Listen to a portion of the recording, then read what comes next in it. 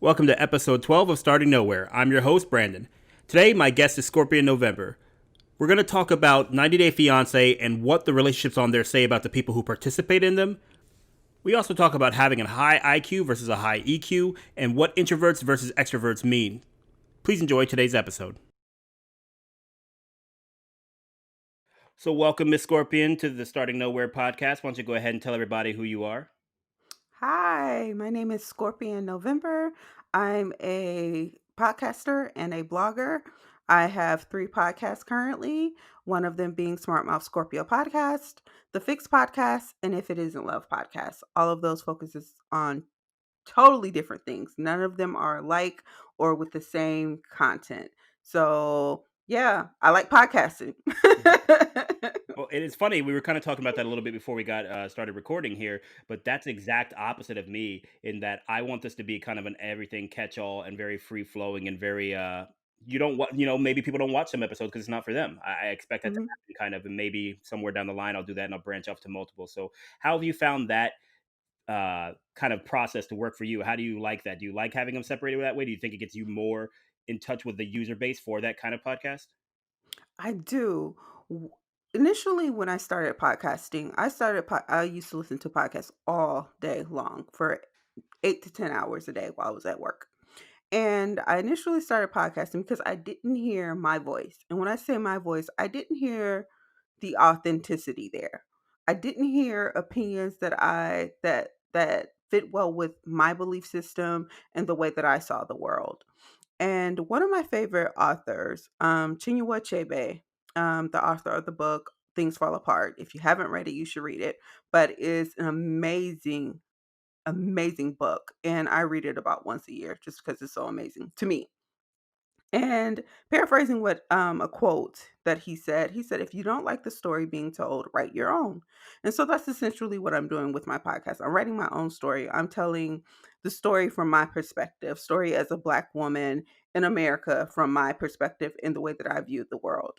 And so my first podcast, Smart Mouth Scorpio podcast, it focuses on politics, culture, just Black life and living life as a Black person in America. And then, excuse me if you hear the mouth sounds. I'm sorry, I just have mouth sounds. So I'm just going to apologize for that now. And then the Fix podcast, I watch reality TV. I like reality television, primarily shows that come on TLC, 90 Day Fiance, things of that nature.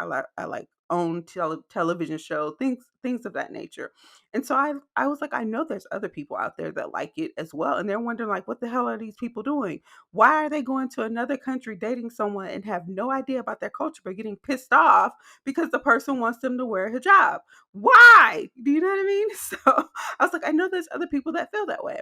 And then when I started If It Isn't Love podcast, I wanted to talk about love, Black love, relationships, my experiences, and I have a love of the music. And so I wanted to incorporate those into one podcast. And I felt like putting all three of those, you can see how they're all different. They all focus on different things. And I thought putting all of those in one thing would be too much of it, and it will be an overload. And so I wanted to separate them and kind of give it a flow where I was meeting people where they were at in fulfilling a need or niche or whatever the case may be with all three of those podcasts. And they seem to work out well for me because I'm able to keep it separated. And move on from there. At some points, they do have some of the similar stuff. Sometimes, like the first season, excuse me, I shouldn't say season, but one of my earlier episodes of Smart Mouth Scorpio podcast, I had a some co-wives on there, and so they are polygamous, Hmm. meaning that they are married to the same man. And so I had them on the first one of the first few episodes of Smart Mouth Scorpio. Now, when I look back at it, if I had have had If It Isn't Love podcast, I could have had them on there because I'm currently looking for a Black polygamous couple or Hmm. co-wives to interview and expand that. But they sometimes they overlap just a little bit, but not all the time. Okay, gotcha. And that makes a lot of sense to me. I could see how some of those topics would kind of be interwoven between the podcast and everything like that. So, you said something that was pretty interesting to me, or at least made me chuckle. I don't know if you saw me put my head down a little bit in disappointment Mhm. because my 90 girl, Day Fiance. yeah, my girlfriend loves that show. I cannot stand that show, and but I have because she likes it. I've seen so many episodes, kind of in my peripheral, or even sat down because we're eating dinner or something like that, and she wanted to watch it and watch them Mhm, as well. And I for the life of me cannot understand the desire for a relationship that much. You know what I mean? mhm, Not necessarily like I said. Yes, I think there is some culture clashes. Obviously, that's what the show is built off. Kind of is the culture mhm, clashes and the drama and the relationships and everything. But mhm, uh, I just think that going to those lengths that some of those people do for relationships, just to me, is such a foreign concept. If you'll pardon the pun, I just think that it's so against my own mindset that it's hard for me to relate to them a lot of times. I sit there and I watch the show and I'm like, why? Why are you doing this with this woman who probably is fake? It seems like she's fake because she hasn't showed up in like 8 episodes. She left her at the airport like 3 times and everything. You know what I'm saying? Uh, like, what are you doing? Like, what is inside you that is that scared of being alone with yourself for a little bit that you have to go through these lengths? You know what I mean? mhm. Yeah, I what I haven't gone to school for this, but I do study, I do read a lot, and I just pay attention. A lot of that is self-esteem issues, and people haven't dealt with their stuff, haven't done the work Hmm. where they would accept less than their own level of ideal treatment. They're accepting people treating them a way other than they desire to be treated. And Hmm. so that's just like anybody else that's in a relationship, whether they're whether they met somebody at the club, the grocery store, what have you, and Hmm. that person is not treating them in the way that they desire, in a way that is respectful, in a way that honors them and their culture and their beliefs. And they accept it anyway for the sake of saying they have someone, they love someone, or someone loves them, or whatever the case may be, or just someone giving them attention, even if they have to fight for that attention and go through all this discourse and drama to get it. It's the fact that them saying they have someone. And so it's the same thing with people going to other countries, meeting people. And there's nothing, let me say this, I have no problem with, no judgment with someone dating someone outside of another country. Hmm. I don't even have a problem with somebody marrying somebody in 90 days. That's your business, that's your life. Long as you're a consenting adult and know what you're doing, then I have no judgment there. Who am I to judge you and to tell you how you should receive love? My problem comes in, or my issue or dislike comes in, when they accept less than what they want to accept, and what doesn't make them feel good. Hmm. Do you know what I'm saying? Love should feel good. Love should not hurt. It really shouldn't. I know we've all heard that from the time we were kids, that love shouldn't hurt you. And it really shouldn't. Love shouldn't disrespect you either. Yeah, there are going to be issues with anything, with humans. We have to get along, we have to compromise, we have to do all these things, but it shouldn't hurt. It shouldn't dishonor and disrespect you. Hmm. I think with the proliferation of the internet the way that it is now, I think you're going to see more of these type of things because a lot of those walls are being broken down. You're already seeing online dating go Mhm, from being something that's so taboo to the way that a lot of people meet these days. You know what I mean? Like a lot of people don't look at it as the same way they did before, where they're thinking that it's something that only weird people do. And so with mhm, that, you're going to start crossing those boundaries because the internet doesn't have the same distance that we might with me trying to date somebody in my local area or across the world. With the internet, everybody's local. And so we're going to really try to find connections that are built on something that is emotionally based, and then we can kind of go from there. So I expect that this is going to become more of a common thing, but and you're going to see more of these culture clashes, which I believe makes us better as people, anyways. Learning more about cultures outside your own, I think, makes you a better person in general. But I do think it's interesting because, as you said, you were kind of touching on there before. People want someone to not feel alone, and they want someone to feel like they have someone and everything like that. But I think, from my perspective, that a lot of times in that show, the part that confuses me is when you're looking for that in real life, you have either the physical acts of love that can confuse you or at least give you some kind of dopamine hit to keep you stringing along and stuff like that, or you have something else that, maybe you just go into events, maybe you actually aren't alone, the person's physically there with you. But with some of the people who are looking online and the things they go through, I just, again, and this is probably just my own way that I process it, but I just don't get that same dopamine hit from somebody who's not in physical contact with me or who isn't somewhere close to me, you know what I mean? Unless I already have some kind of history built with you, you know what I mean? Like if my girlfriend right now and I were separated physically, I already have that dopamine hit because me and her have known each other for several years. But meeting someone new, once we get past that exciting phase of it, maintaining that in the long term period for me would not give me enough to make me settle. You know what I mean? Because that's really what I think what we're talking about a lot of times is settling for things that aren't to the level of what you actually desire. Mhm. Yeah, I look at it like this. You know, it's an emotional aspect. People want that emotional support. If you've ever seen the show Love After Lockup, a lot of those women are dating the men for emotional support, and likewise with the men as well, because they can dump their emotional baggage on them. They know when the people are going to call, they know where they are, all those types of things, because where else do they have to be? Hmm. They can't go anywhere. They're in jail or prison. And so I think it's the same thing when people seek relationships online, like the show Catfish. Hmm. They date these people, they think they're dating these people for years at a time because they have this emotional connection with this person. This person is providing them emotional support.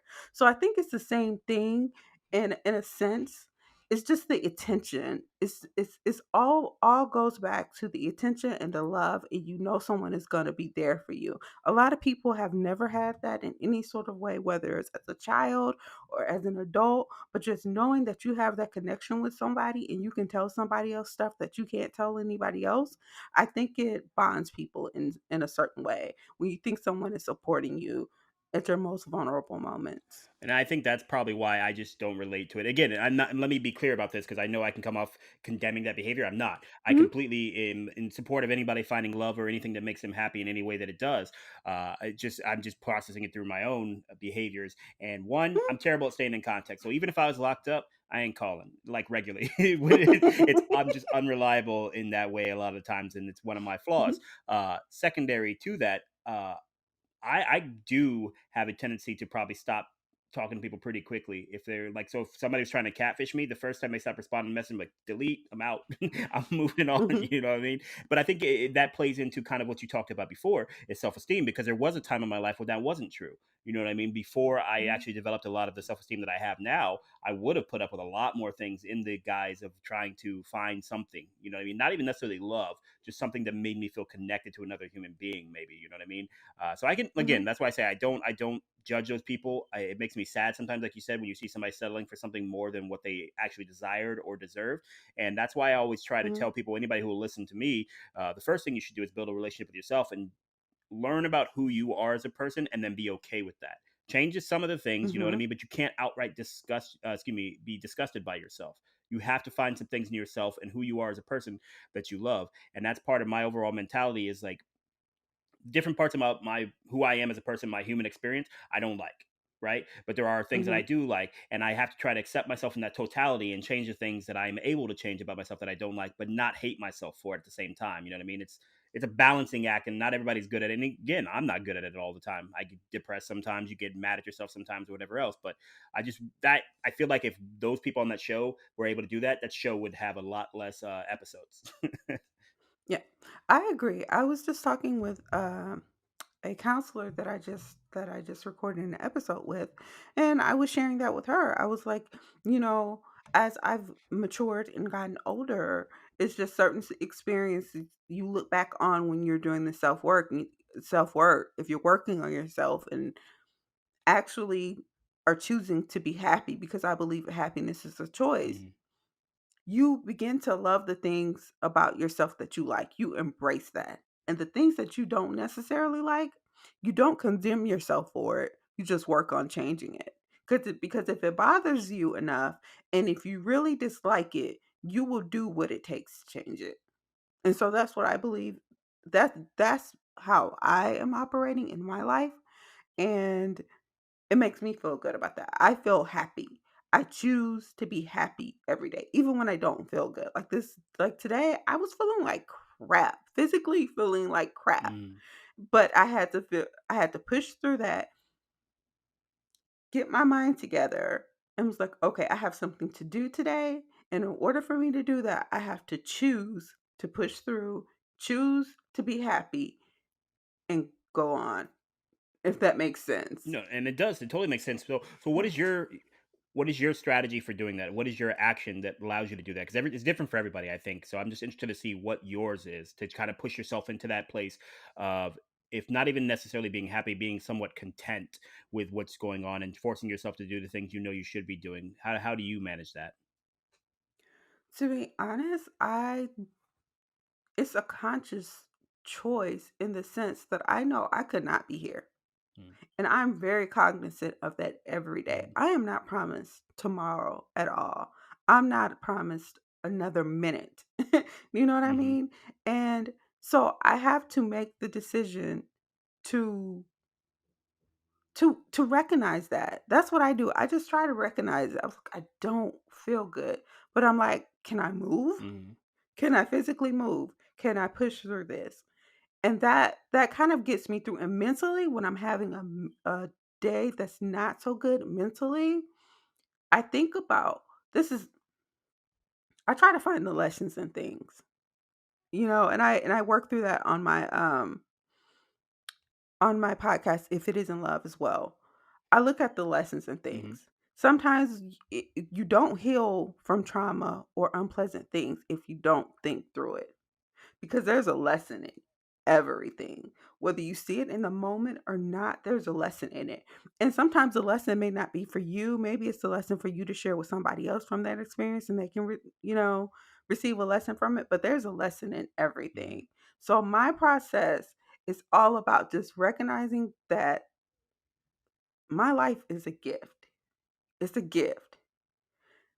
And either I can choose to embrace the gift and do the best that I can with it, or just wallow in it and be unhappy.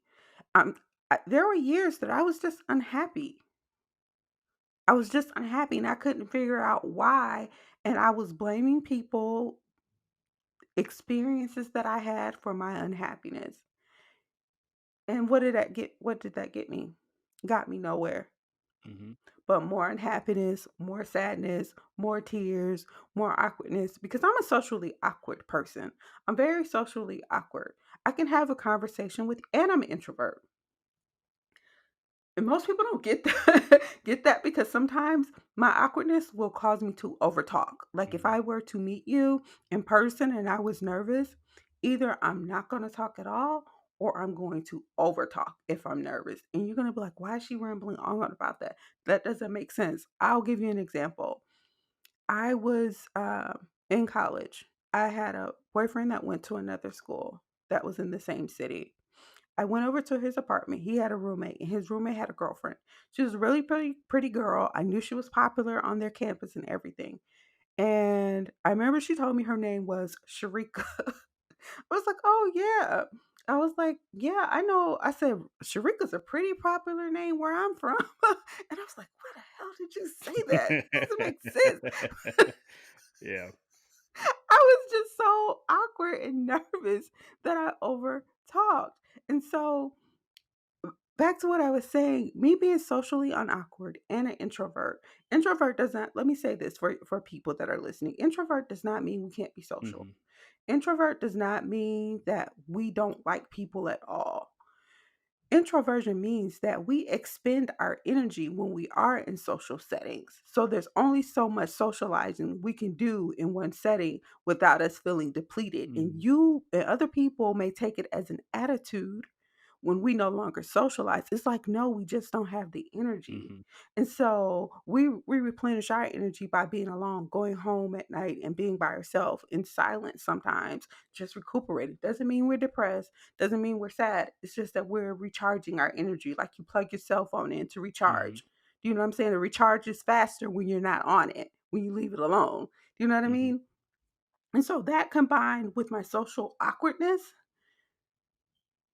would sometimes rub people the wrong way. So I automatically started assuming people didn't like me mhm, or didn't want to be around me. And so then in turn, I would have an what some people say an attitude. And I really and for me it really wasn't an attitude. It was just like I just I'm just assuming that you're not gonna like me anyway. mhm. So I'm protecting myself. So I'm a little Yeah. standoffish. Do you know what I Yeah, you mean? become kind But of a over the self-fulfilling prophecy in that way, and I think that's one of the yes. tendencies of, like you said, some self-esteem issues or just issues in general a lot of times. If we already Mhm. know something is going to happen, we kind of help it happen. Yes, yes, you invite that to you. You put that energy out, you're receptive to that energy, that's what you're going to get. And so over the years, I've done a lot of work as far as emotional intelligence is Mhm, concerned and being aware of other people's emotions as well as my own and learning where they stem from. So I'm better at that than I would have been before. So that in turn influences my happiness. Do you know what I'm saying? mhm, Because I'm choosing to be happy. And if I'm happy, I'm giving off that energy. But if I have a stank or awkward energy, mhm. then that's gonna come off as well, and people are gonna respond to that energy. Absolutely, and I think Yeah. what I support and what I try to tell people is that doing that work is the important part. Not Mhm, about only the goal. It's not only about getting to the other side of that and becoming somebody that you kind of wanted to be. It's about doing the work to try. Trying to change yourself, trying to better try. yourself, trying to work on yourself is really, to me, a lot of what life's goals are about. It's just trying to get there, and because we too often judge ourselves by what the result is, and you can't do that. And so LeBron James has this thing when he talks about basketball a lot of times, because as long as I put the work in, I know I'm true to the game. The result is going to be whatever it's going to be, but that doesn't make the work I did bad. You know what I mean? And I think we have a tendency to do that Mhm, sometimes. We'll have a tendency to say, I put in all this work on this resume, I got this nice suit, I did all this stuff, whatever, but then I didn't get the job. And so you act like the entire process is broken. And then one of the big ways I see people do this, going back to kind of what we were talking about a little bit ago, is with relationships. I don't know why this is the case, but there's a lot of people who, if that relationship doesn't end in marriage, then it was a waste of time. Then it was a broken relationship. Then it wasn't worth anything. And I think if you're with somebody for any period of time, but let's say even like a year, 2 years, or whatever, and that's what you got out of that, then you're right. But it's not a waste of time because of what happened. It's a waste of time because of the way you look at it. Your relationships and the things you go through day to day are not a waste of time if they don't end in the result that you're looking for. They still have value in the inner moments, in the moments that you're experiencing them. And you can't just look at it that way. And that's why I get so weirded out by people who just hate their exes. And like, I'm like, why do you hate your ex? Did they steal from you? Did they cheat on you? Like, what happened there? And they're like, oh no, we just broke up. I'm like, so you don't hate them, you just couldn't be with them, which is the most likely outcome. Whenever you smash two lives together, you're most likely not going to end up together. It's so low a percentage of chance that you're going to end up together forever that you should expect that. And then if it doesn't happen, that's awesome. But you shouldn't hate people because they can't meld their life to yours and then see them as a bad guy in your story. mhm. That goes back to what I said, there's a lesson in everything. Hmm. Whether you see it in that moment or not, there's a lesson in everything. And sometimes that message is not clear immediately. Sometimes it takes years and years for that lesson to become clear or even just the inkling of it. And even sometimes you don't even realize that you've learned a lesson in it. Hmm. Forever, you may not even realize you've learned a lesson, but subconsciously, in the back of your mind, that lesson is influencing you. That experience is Hmm. influencing your behavior, the way you look at the world, the way you look at people, the way you interpret things. There's a lesson in everything. I don't believe um I don't believe that chemistry people let me say this. People think that all they need is chemistry. I Hmm. just had a guest on my podcast, a couple. They were married. They've been married 11, almost 12 years. Their story started off like a romance movie Hmm. and like a rom-com kind of too. And they end up experiencing a tremendous loss with the loss of their, I think, almost 2-year-old son. Something that would normally and they both decided before getting married, before meeting each other, that they didn't want to have kids. They Hmm. weren't interested in having kids. Once they met each other, they were like, I can see having kids with you. Their child died of pneumonia. What would normally tear them apart forced them back together. Hmm. They were forced back together, and their love appears to be stronger than it ever was. And one thing that Chad, which was the gentleman on the show, said the husband, and excuse the mouth sounds, y'all. I know I have mouth sounds. I All can't talking is control. mouth sounds anyways, it's all good. Yeah. So, he said that chemistry isn't everything. It Mhm, ebbs and flows, meaning it goes in and out. But you have to have something else there. And love isn't everything either.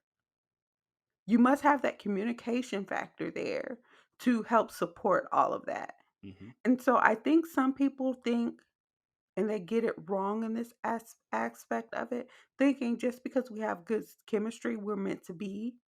That's not the case either. Chemistry doesn't dictate if you're supposed to be together. mhm. You can meet some random person. I'm sure we've all met some person and been like, "Oh my gosh, I just love them." Not literally love them, but you Right, really got you, yeah, like yeah. this person. Like, "Oh, I just like him or her." And you think and you play this image in your mind, you daydream like, yeah, we're gonna get together, we're gonna have this amazing life and da da this. You get to daydreaming about it. And then it Mhm, doesn't happen, and you're like, what the world happened? And then you don't take ownership of your part in it. You blame the other person. mhm, Chemistry isn't everything, and everything isn't somebody else's fault. Sometimes it's just not meant to work. Chemistry can just be for that moment so you can connect and learn something. Learn something about yourself. Learn what you do like. Learn what you don't like. Learn what you won't accept. Learn how to spot the person maybe next time that may not be as compatible with you, those characteristics that may not be as compatible as you thought just because you had a chemistry. It's a lesson in everything. And I'm trying now more so than I ever have in life to be purposeful with the way that I am living my life and trying to mhm, find the lessons in everything. Part of it, excuse me, is so I can share it.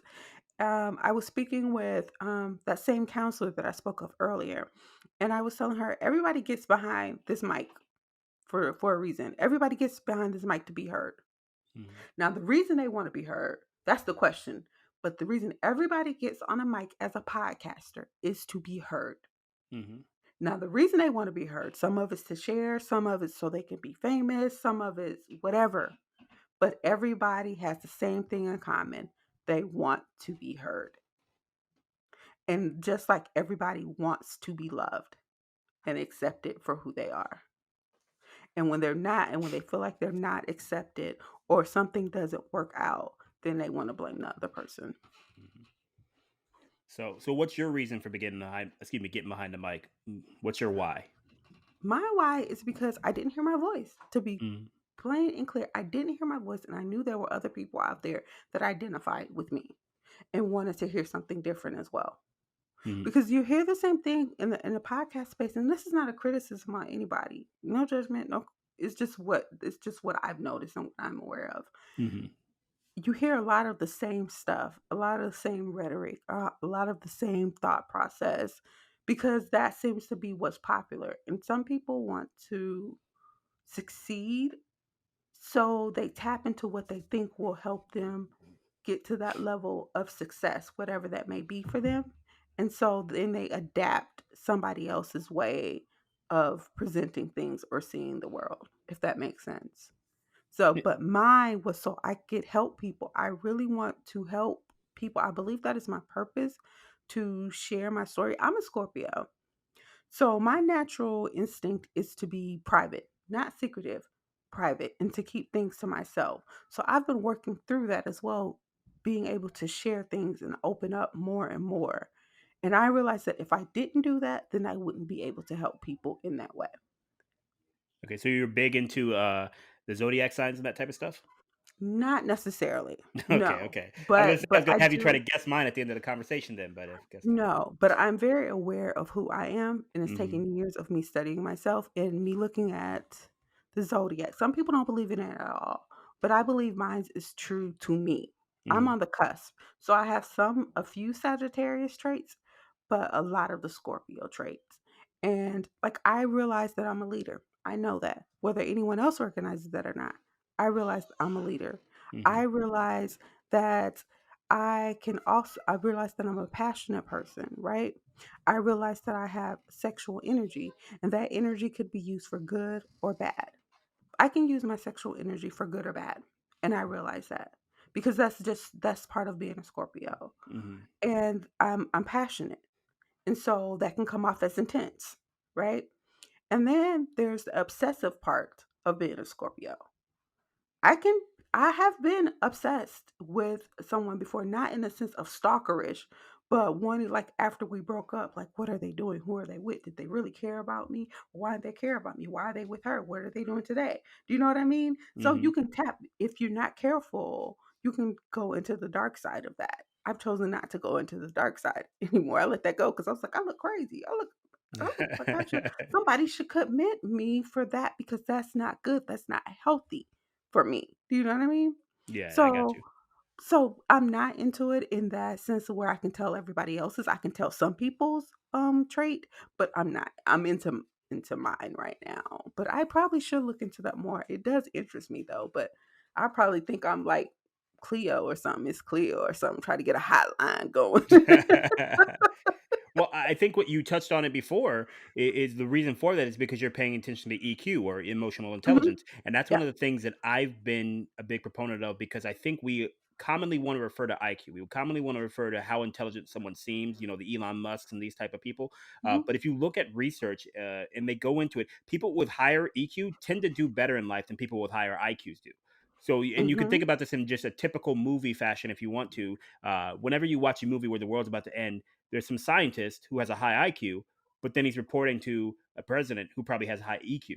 And that's generally speaking how those things work. Or a CEO in a Mhm. company, the scientists who Yep. work for, say, Pfizer or somebody like that, they have a high IQ, and then the CEO has a high EQ. So going into what you're talking about and being in touch with other people is just really showing your EQ and the work you did to try to develop that skill. And I think that's respectable. That's gonna be respectable because I think it's how a lot of us should be able to communicate better is by paying attention to where emotionally the other person is instead of what knowledge they might have.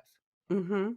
Yeah, I've seen that a lot. My career has typically been in office management and Hmm. administration. So I've seen it where people that are liked really like advancing the company, even though they're butt dumb. But but because they are likable and they have a higher EQ and they're able to connect with people, then they tend to advance more. They tend to get those opportunities. People that should have been fired weren't fired Hmm. because they were so likable. Do you understand what I'm saying? Oh yeah, yeah, So I totally agree that people that have a higher IQ tend to advance more. And something else that I've done some research on is that people that I think it's changing now, that people are recognizing that just because someone is not talkative or outgoing doesn't mean they're not knowledgeable. hmm, Before, it was considered that people that were more outspoken and more extroverted were the people that knew the most. hmm. When really it's the people that you don't question in those meetings that sit there and they're quiet with their hand on their face, just looking at you like this. They have the knowledge. Pick them for the knowledge. Ask them what do they think. Because sometimes those are the people that have been paying the most attention and know the most because sometimes they've been there for longer and sometimes they've just been quiet enough to pay attention to what everybody else is saying and doing and paying attention to the results that came of that. Absolutely. I can 100% agree with that. I One of the reasons that I started talking the way that I do is because I thought that that was what intelligence was. So when I Mhm. was very young, I had an incident with racism that convinced me that I didn't want to be stupid, and so because of that, I looked at what I thought smart was, and looking through the eyes of a 5-year-old or however old I was at the time, I thought that meant communication. I thought that meant knowing a lot of big words and how to communicate in diverse manners and all these different things. And so that's what I focused on, and that's where I started to realize through that process that just because I have something to say doesn't mean it's worth listening to. And that's Mhm. where you get into where you're talking about with people who are the most boisterous or maybe the most extroverted or talking in those meetings and everything. They may not know what they're talking about. They just have the confidence to talk. And Mhm. sometimes that's all that matters because if like you were just talking about, that person who is quiet, if they don't find a way to get that information out, that information is going to waste. And it doesn't matter that they're smart. It has to come Mhm. out somehow, even if it's not directly through them. If somebody else pulls it out and then they're the mouthpiece for it, because that's what you see in a lot of companies. You know, well, let me say it this way. It used to be that way in companies. Now you're starting to see the smarts guys also be sometimes CEOs. Again, referring back to the Elon Musk example, because with more tech savvy entrepreneurs, they're becoming also the smart people in the room, and then they hire other smart people to help them out with it. So it's not as high EQ dependent as it used to be, whatever. So I definitely agree with the example that you gave there. So Mhm. I think people just, something that I read is that the smartest people, the most successful CEOs, presidents of companies, so on and so forth, are the people that are smarter or more knowledgeable around them. hmm Because there's no way that one person can know everything about the company. And when I mean everything, meaning how to do every job successfully. You may be able to do bits and pieces of every job, but to do them all successfully hmm is impossible. exactly. Like me, for being a podcaster, for instance, technologically, with the technical side, I'm trash. I'm trash.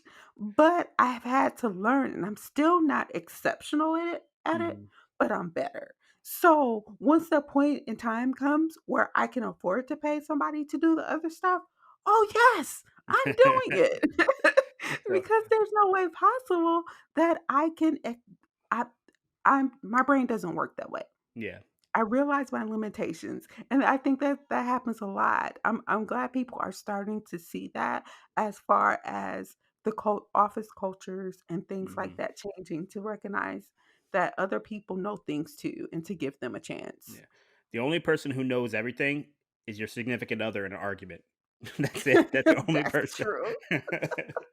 so So there was something you said towards the beginning of this that you kind of look into in your podcast, and it was one of the things I told Mhm. you before we started that I kind of wanted to talk to you about, uh, and that was black love. So tell me what your concept of black love is, and I want to talk a little bit about some of the controversies around that topic that I've seen personally, and then also Mhm. some of maybe the more mainstream ones. Black love doesn't mean I'm opposed to black people marrying outside of their race or dating outside of their race. hmm No. Black love, I celebrate black love Eh, because systemically, or since our I'm trying to think of the word that I want to use. hmm And I can't use integration because we're not all the way integrated into society. hmm But I will use that for lack of a better term right now. Since our integration in American society, Black love, two Black people being together, has not been celebrated. It's always been torn apart, or some pieces of it, or someone's always tried to step in, whether that was during slavery, and one part was the husband was sold off, the wife was sold off, the children were sold off or killed, or things of that nature. hmm Whether it was during um, reconstruction in that area where maybe the wife and the children were left behind so the husband could go off and find a job hmm during reconstruction, or maybe the husband was enslaved because they were, and I'm still saying enslaved, because they would catch husbands on, and I shouldn't say catch like they were animals, but they would imprison husbands or males and then sell them off to people to work off that labor. They would arrest them for vagrancy or things of that nature so they can hmm get that free labor. And then the person that they sold them off to, let's say they arrested a man for vagrancy. They would give him a ticket for $25. If he didn't have that $25 to pay, there would be someone there waiting sometimes to say, "Hey, I could pay that $25 for you, but you have to come work for me for like a year to pay that off." And hmm then the husband would agree so he didn't have to be in jail for that time. And then he would go to that plantation or wherever he was going. Maybe it was for a company or a corporation like a steel company or something of that nature, and work. And then they would say, well, you owe me this money because I fed you here, here, and here, and then I provided you with these clothes. And so then he would be it's then he would still be enslaved, so to speak. Do you know what I mean? He would Hmm. still be in prison. He was still old. And so he would have to work that off. So he was separated from his families. And sometimes families wouldn't know what happened to their husbands. Yeah. Jim Crow, and now in the era of mass incarceration and things of that nature, where husbands are being imprisoned for 20 something years for crack and things of that nature, Hmm. or just simply or for a conglomerate of different things. I won't go into all these things because I can Right. talk Right. about Right. this forever, forever, forever. Yeah. But over this, what I'm saying is, over the history of life here in America, Black love has been interrupted and not celebrated.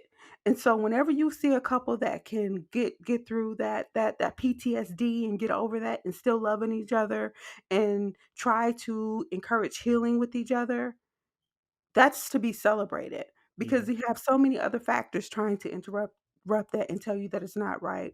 And then you have Black men that have been emasculated by the system. And when I say system, I mean the overall society of America. They emasculate Black men and they tell Black women, well, Black women are the most educated and this, that, and the other. Yes, that is true. But why aren't our black men as educated? Because they receive felonies and then they can't get that financial aid that they may need to receive to go to college Hmm. and things of that nature. Or they have police that are policing the communities that seek to imprison them. Because, do you know, let me go back to this with the drug thing. Their police departments receive incentives for a drug bust or Hmm. for arresting people for drugs. Let's Hmm. say they supposedly arrest a young man for suspicion of drugs, and they seize his, let's say he has 5,000. Let's just say he just cashed his income tax check from working that year prior all year, and he Hmm. received his income tax check. Let's say the police were to say, "Hey, we suspect him of selling drugs," and they arrest him and take that money. They can keep that. Oh yeah. What's For things of that, so police departments make money for what that. is They that receive called though? incentives. There's a It's term some for that. kind of bill. It's a bill. I can't think of the name of the bill limit. Yeah. Yeah, but if I were to pull this a couple of these books, I could tell you, but I can't think of the name. Yeah. I know it starts with a B. I can't think of the name So off the top so. of my head. Oh wait, asset forfeiture. I think that's what it's called. Yes, Uh, asset forfeiture, but it's a bill that was passed. What is that? That supports that, where I can't think of the name of the bill. I'm gonna have to look it up. That's all right. Well, maybe But I we'll know what add I'm it in talking about. the Yeah, notes or something like that. But yeah, just yeah. to make sure that I understand what you're talking about, because I think I do, and I am familiar with the concept of Yeah, the asset if forfeiture, but yeah. if police in believe that you have money on you that is related to illegal activity, they can take Mhm, that money without ever trying you for anything. Don't need to mhm. prove that the money was used for anything, and then you have to fight to get it back. And there's Back. been a lot of instances of that happening where somebody was going to buy a car. And Mhm, then I forget the actual case. I think the gentleman was in somewhere out west. I don't recall exactly where. But anyways, he had to go to court for like over a year to get. I think it was like again like 5,000 or something like that. He was driving to buy a car, and he had to go to court and do all these other things for like over a year to try to get that $5,000 back. And I don't think he ever ended up getting it back. So I'm familiar with what you're and talking about. there's tons of cases like that. That is not an Yeah, isolated no, incident, no. but I can't think of the name. But what I was saying, what I was using it as an example to say is that when people say, "Well, the Black men are going to jail, the Black men use drugs, the Black men do this, this, that, and the other," that's not necessarily the case. Hmm. Do you know what I'm saying? Oh And to yeah. use studies to support that, those studies are skewed. You have to look at who's commissioning the studies. When you look at studies that say that paint people in a negative light, you have to look at who's behind the study and what's their purpose of putting out the study. What are they supporting? I know sometimes, like when companies or organizations to put out studies that say we use this much money to do this, this, that, and other, is skewed Hmm. to support their narrative. And And to so add, sorry, I was to gonna add say just to credence add, to it, yeah. yeah, just gonna add. I was just gonna add one additional thing to that too. It's Yeah. not even necessarily the studies are skewed because I think the data somewhere does support that. But the problem with that data is that crime is only trackable once it's somebody's being arrested. And as we've talked about, not we, but people in general have talked about, uh, black men are stopped more often. Yes. They're tried more often and things like that. So those Yes. statistics are going to back up that information because you're, again, like we talked about earlier, you're only looking at the result. You're not looking at the behavior. So the other studies that are behavioral in nature that have found that white people and black people commit crime along the same percentages, that shows you right there that if I'm stopping black people twice as much, let's just say I think the number is actually higher than that, but let's just say twice as much, I'm going to find twice as many offenders, even though the crime commission is at the same rate. So then you go and you look at Exactly. the data that only says the results of it, which is again arrests and trials and all this type of stuff. Then you're going to find out, oh well, black people are committing inordinate amounts of crime to their population. It's like, well, that's not true. They're being arrested Mm-mm. inordinately for their population. It's not the same thing Yes, that you're because the talking about. police those communities more. Hmm. And they profile when they stop people for so-called traffic violations. And it's gonna bother the stew out of me until I think of the name I of that know what you mean. legislation that I was thinking about of that gets the police. It's what is it? I can't think of it, but I'm gonna tell you Yeah. later when I think of it. So let's So it's gonna let's do bother the this stew though. out of me. Let's do this because, But like you said, we wanted to try to wrap this up not too long. So I want to yeah. try to pivot back to a little bit more. Is a part of the black love concept that I want to talk about because I've read a lot of the comments on it. I've been confronted with this belief in my own life and everything like that. Is Mhm. that to be considered pro black or to believe in black love and things like that, you have to date and marry someone who is black. Yeah. Yeah. And that is always a concept to me that I'm like, that makes no sense. And I think you're, again, you're doing something that you're wanting other people to stop doing. So how are you playing that both side thing where you're like, it's okay if black people say something like that, but if a white person was to say something like that about white people, you know what I'm saying? Like, then we'd have a problem with it. And rightfully so. I think both sides of that equation should not be saying those type of things. Now, am I saying that you should not date somebody black? No, that's not my position on the matter. I think that you just have to say that people are going to date and love who they do love, but that does not somehow take you out of the equation of being pro black or loving black people. Okay. And so I was saying all of that to say that black love has not been celebrated. And Hmm. so that's what I was getting to with that. Yeah, yeah. And that there's always been some type of interruption. So when you see people that can survive those types of things, then it can be then you must celebrate it. Well, saying white love and black love is not the same thing. Just like saying Black Lives Matter and White Lives Matter is not the same thing. They are Hmm. not the same thing. To say black love does not discount white love. It's not to say that. But has white love been interrupted? Has white love been attacked? Have white families systemically been separated? No. Have white men systemically and overall been emasculated? No. Have white women been labeled as wanton and and whores and things of that nature? No. Overall, as a race of women, no. So you cannot compare the two and say that they are that to say black love and not to say white love is racist. That is not true. Never been true, and I don't ever see it being true. Well, so So here, that is not to say that it's racist for me or anyone else to celebrate black love. That mhm, doesn't say that I'm telling you as a black man or a black woman that you can't date outside of your race. No. Does it say that I should not respect your love? No, that's not what it's saying. But mhm, it's saying I choose to celebrate love how I want to celebrate it because it has been denied for so long. That's mhm, what it's saying.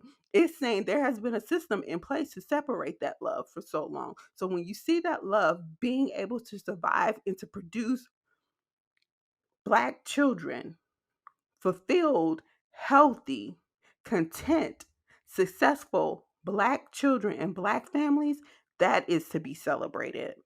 mhm. And so that's what That's I what was it's saying. saying. I was saying before that part of the concept that I agree with.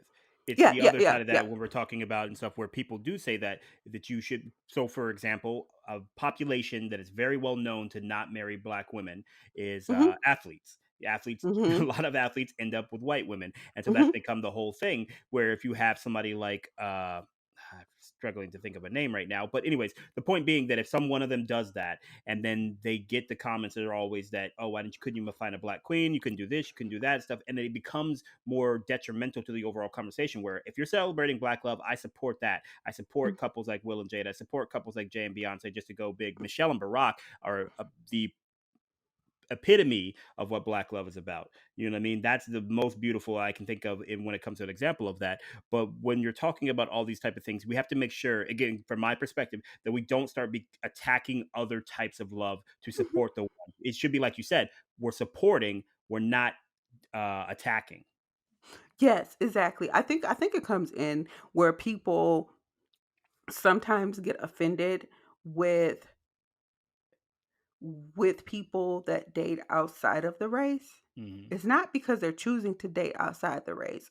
It's because they talk down on on the race. Hmm. It's like I have seen it where black men date other races of women and then Hmm. they talk about black women. Oh yeah, Are you absolutely. out of your freaking mind? Very That's familiar when with it that. becomes a problem. Yeah, yeah. That is the problem. It's not the problem that you love who you love. That is not the issue. The problem is that you choose to downgrade and disrespect others to uplift someone else. That's not Hmm. how it goes. That's just like if you were to date someone and let's say someone of the same race, but they choose to disrespect their ex and downgrade their ex to make you feel better. Why? You Hmm. don't need to do that. That's Yeah. not necessary. Do you understand what I'm saying? So there is part of the problem with that. It's not that people are dating outside their race or they just find that they're attracted to someone that happens to be of another race. That's not the problem. No, and like I said, I agree with when that is the interpretation of it. There are certain black men who date women of other races, and then they have comments about black women. Yeah, I Mhm. understand why that needs to be talked about. But there are others who, again, without them having said anything, that is a perception of some people, and there's a lot of dualities to it. There's a lot of things that go on. So, for example, Serena doesn't get this. Not Serena. Wait, no. I'm sorry. I always do this. I never am Mhm. confident about which sister I'm talking about, but I'm very confident this. She's the one who married the Reddit guy, right? I think so. Yes, I Yeah. think both of them are married to white men, right? I honestly do. Venus does I not bel pop up as often in my realm of knowledge. Serena is I know at obviously one more point famous she for that. did. I don't know if she Yeah. actually married him, but she was in a serious Yeah. relationship with the white guy too at some Yeah. point. And so then that's part of the overall conversation that it seems to be, and I think this is one of those things where the loudest voices become your perception of what people are saying. Mhm. It's not necessarily that everybody's saying that; it's just that's who's the loudest. But anyways, is that she doesn't catch as much flack as a black man would for dating a white woman. But I think it's what you're talking about a lot of time too, because she hasn't gone out, to the best of my knowledge, and started just shitting on black men. You know what I mean? Yeah. Whereas a lot of the black dudes who do it, they will talk about other women and excuse me, black women in a negative light. And so let me say something from my own personal perspective. I traditionally have dated a lot of women that aren't black. I have dated black women as well. I'm myself black, um, Mhm. and that's got nothing to do with black women. What that has to do, and this is just show how pervasive racism can affect the mind state and everything like that, is because at a Mhm. young age, somebody told me I was supposed to a white woman told me I was supposed to date and end up with a black woman, basically to go back to my own kind when I said I had a crush on a white girl or something like that.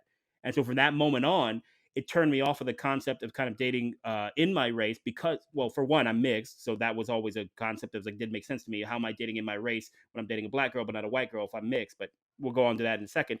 But my whole thing is you can't tell me that I have to love somebody because I need to stay with my kind or I need to go back to and stuff like that. And so for me, it soured that concept of my own internal black love and ending up with a black woman. So my girlfriend now is not black, and we have no intentions of breaking up or anything like that. But in the future, say something happened and we did, I would have no problems dating a black woman. But it took me a long time to come to terms with that concept again, not because black women did anything. Black women are beautiful, they're queens and everything else. I have no problem with them.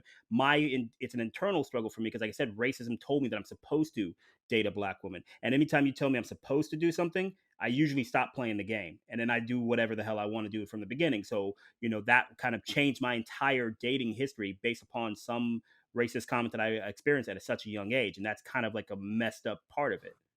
Yeah. And so, excuse me. There is a part of my belief why black love should be celebrated Hmm. because there was another person attacking black love even though they weren't necessarily trying to attack it in that way. Yeah. They told you that that's what you were supposed to do. They tried to dictate to you what you were supposed to do and that affected you negatively and Hmm. made you turn away. You get what I'm saying? Yeah. So whenever you can find where black love is celebrated, that's where you celebrate it because there's always systems there that try to tear it down in some way, impact it in some way, control it. Mhm. That's what I don't like. When over people try to control what black people do. Mhm. They try to control our love. They control our success. Basically, try to control our lives. There have been systems in place to do that. Now, that does not mean that a black person cannot be successful with a white person in love, and that I'm opposed to that. No, I have a problem when they are opposed to that, Mhm. and especially when they're opposed to that for others. Yeah. You Eh, know, just like they have a right to love outside of their race, so do people have the right to love inside of their race. the only They time I they traditionally have have the a right problem with to do somebody outside the race and everything like that is if you start to diminish your place in your own race and your own identity to make that relationship work. that. If Mhm. you're not allowed to be black in your relationship as a black person in America, then you're not in an interracial relationship. Yes, yes, yes, and there is another problem with that is oh, now that's not to say that I've never had an issue with interracial relationships. Hmm. What I when I have a problem with interracial relationships is in line with what you said. When you lose sight of who you are, Hmm. and then you have someone that that cannot identify with your culture, any parts of your culture, raising your biracial children that will be identified as black by other people and that may self-identify as black, know Hmm. nothing about their blackness because the person that you chose to marry knows nothing about blackness and you haven't chosen to teach them anything about blackness as well as the children you reproduce. You Hmm. have chosen to teach them nothing about blackness, so they are clueless. And so they go out in this world as perceived black men and women and can't survive and have identity issues. And then in turn, sometimes speak that divisive language and rhetoric Hmm. because they don't know anything else because they've heard it from that other side of the family. And when I say other, I don't mean to be disrespectful, but that could mean white, Asian, native, you know, Latin, white Latin, I should say, because black Latin should know better, but that's a whole nother issue in No, don't get started a on that because conversation. that's a much more complex topic as well. Because now you're talking Yes, about and that's colorism and identity and all those other things too. yes, Yeah. yes, yes, yes, yes. That's what I'm saying. That's a whole nother issue there.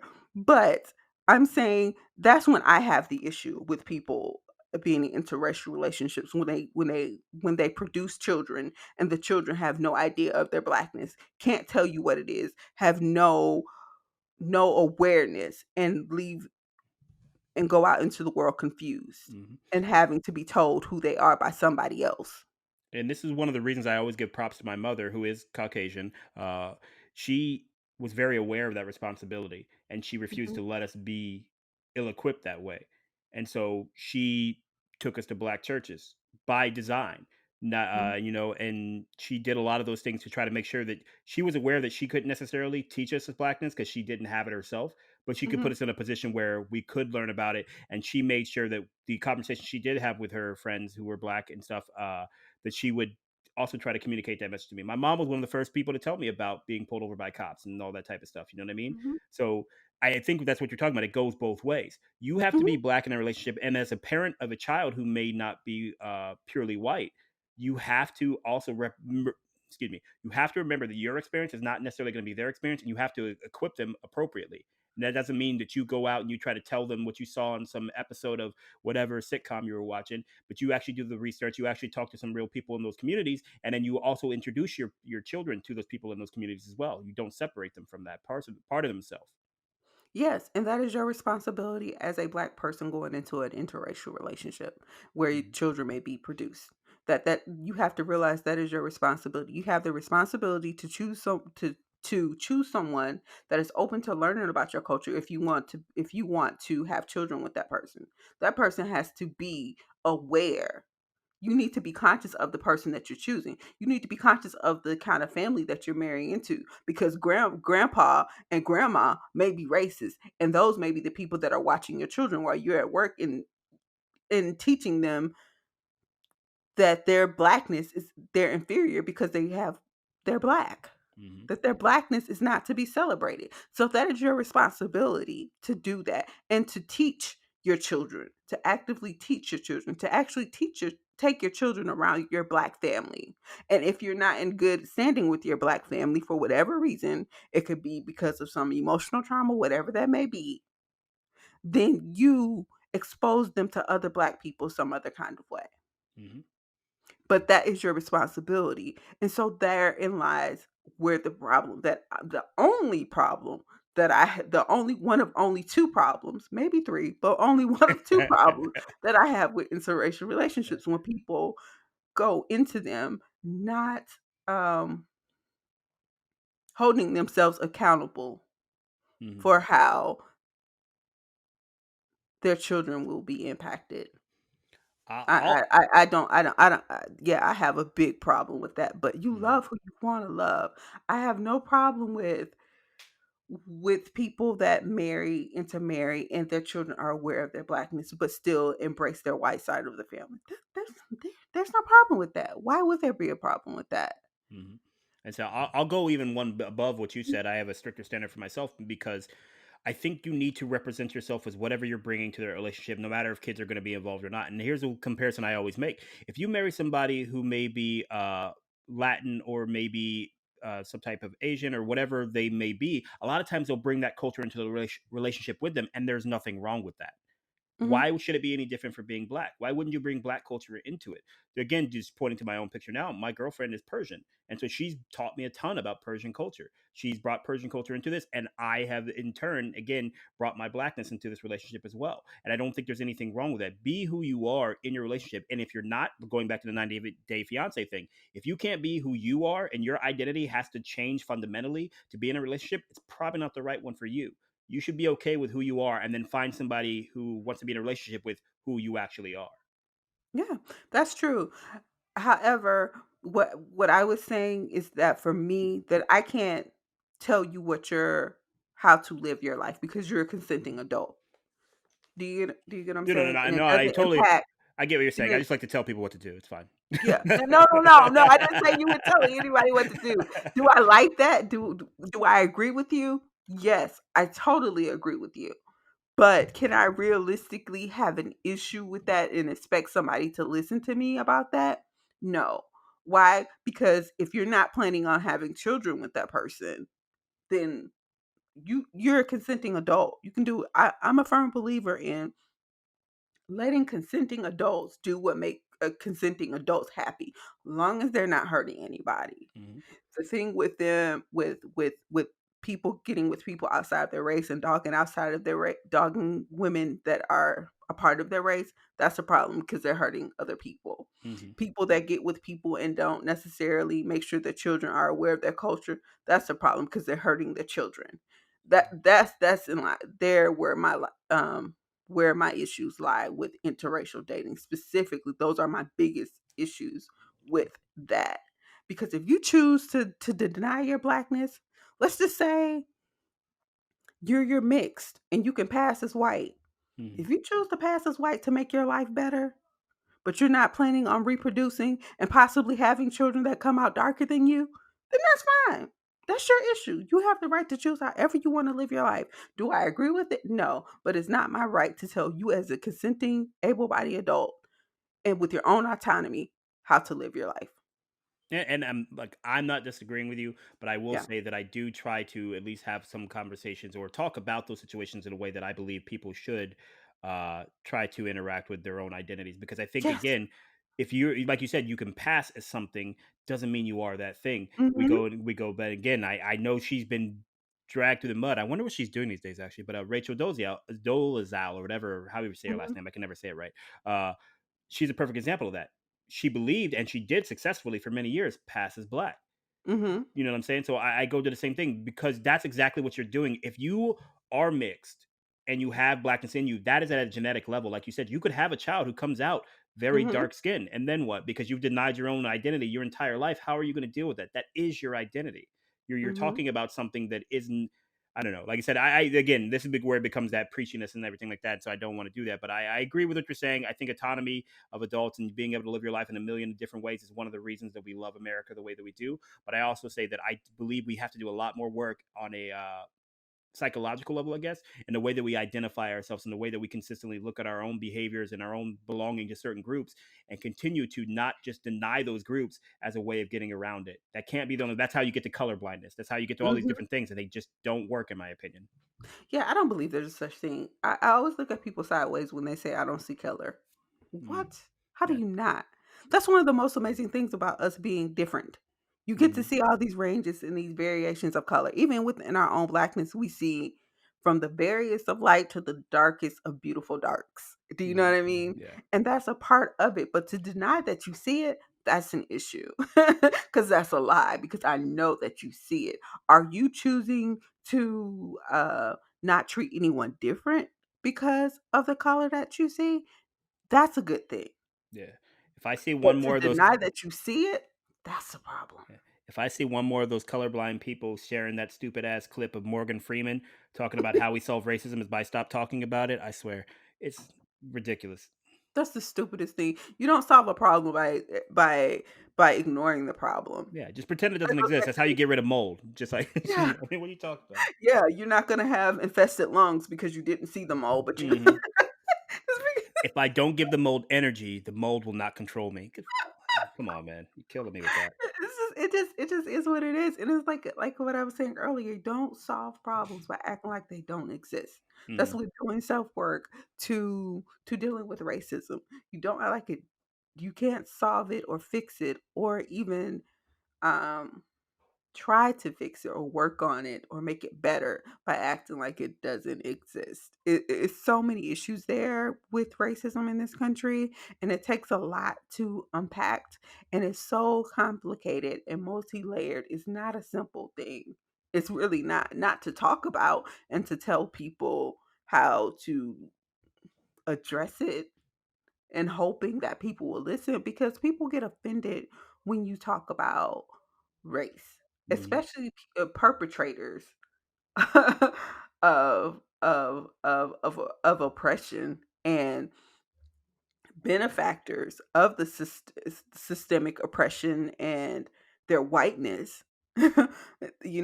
Those people like that get offended, and they when you bring it up, when I say people like that, I mean people that don't want to change anything about their behavior.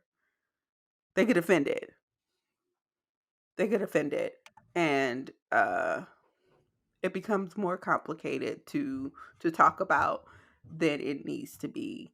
And it just becomes a deeper and bigger mess and hole to dig out of. So that is why celebrating Black love, Black culture, Blackness overall is so important, because if you don't, it you we will be erased, and we will no longer be able to feel comfortable celebrating ourselves, acknowledging who we are, embracing who we are, and raising successful, in whatever way that is for the person, confident, empowered Black men and women. Well, I'm going to leave that conversation where it is because we could talk about this for another 2 hours, I'm sure. And I know that you got to get going. So thank you very much for coming on here and chopping it up with me about those topics. I definitely have plenty more to say about a lot of those things. I definitely want to dive more back into them. So we're going to have to do this again at some point. Yes, So I would love to. I would love absolutely. to. Well, thank you so much. Like I said before, and go ahead and tell everybody one more time where they can find you at. You can find me online at on Twitter, Instagram, and Facebook at Skorpyen November. On Twitter, leave out the E at the end between the B and the R because they wouldn't let me be graded at the ER. So I had to leave out the E. So at Skorpyen November, all those places. My podcasts are If It Isn't Love podcast, Smart Mouth Scorpio podcast, and the Fix Pod. Outstanding. Well, thank you again, and I will talk to you soon. Yes. Thanks for checking out today's episode. If you want to hear more Starting Nowhere, make sure that you like and subscribe.